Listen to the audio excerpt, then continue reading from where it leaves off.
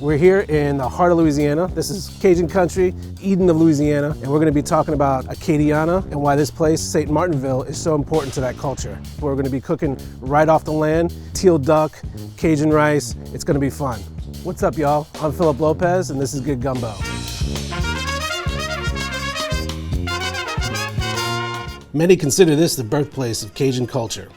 In the late 1700s, Acadians who were forced out of Nova Scotia by the British began finding their way here, reuniting under the famed Evangeline Oak in St. Martinville, named for the famous heroine from the Henry Wadsworth Longfellow poem.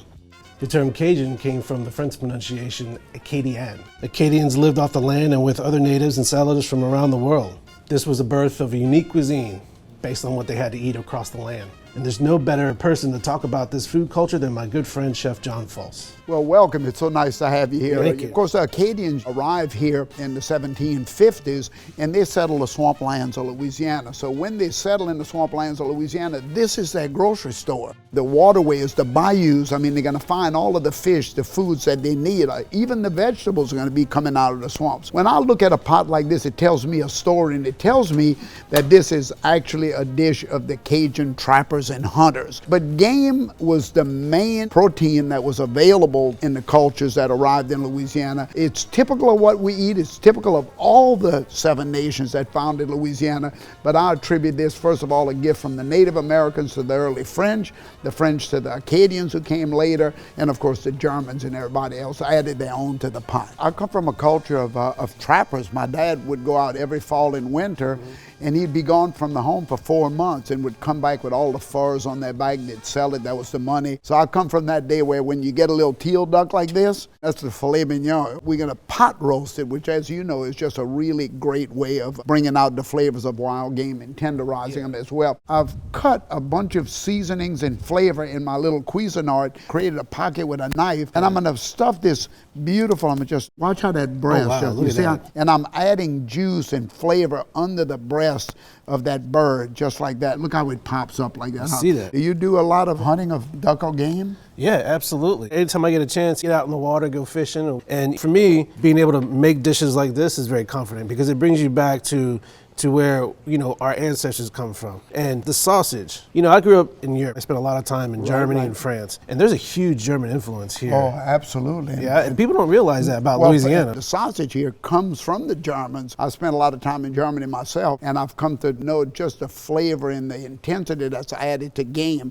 by using sausages. So I'm gonna go ahead and just put that little bird down in here. You wanna drop that one in? I just have a little oil here, and I'm gonna season a little salt, a little black pepper in there.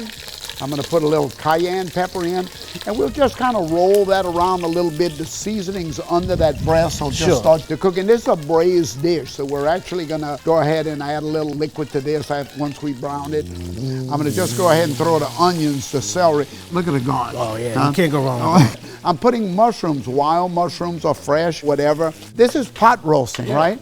You want to have all those great flavors in there. It's one pot cooking. Well, and it was for ease of cooking, it was for ease of cleaning, and of course this came out of the hunting camps of Louisiana, so a lot of the hunters would just go out into the fields and come back, take out that one cast iron pot. I'm gonna add a little stock. This would have been done with some of the bones that they had, or they would use water if they didn't. And the good news is every hunter and every cook in Louisiana has similar dishes, but with their own ethnic flavors. If they're German or they're French or they're Italian, you're gonna have a pot roast like this, but you're gonna have the flavors of their own.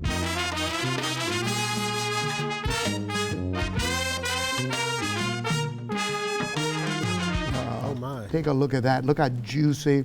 I mean, it's almost falling off of the bone there. You see that? I mean, I'm gonna dive right in. You don't mind, you like that? Take a sip of that.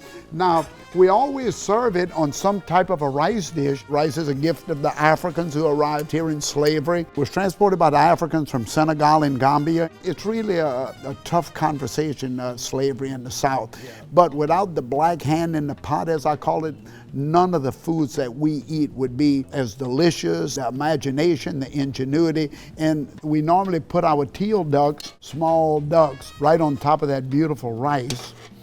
And then we can get some of the onions. Pot gravy right there. Oh, this is amazing. Isn't that beautiful? Take a look at that. Reminds me of my baby picture. Look how beautiful that is, huh? Well, this is amazing, That Chef. smells really good right there. I guess we're going to have to eat them, huh? Yeah, we are. We probably should.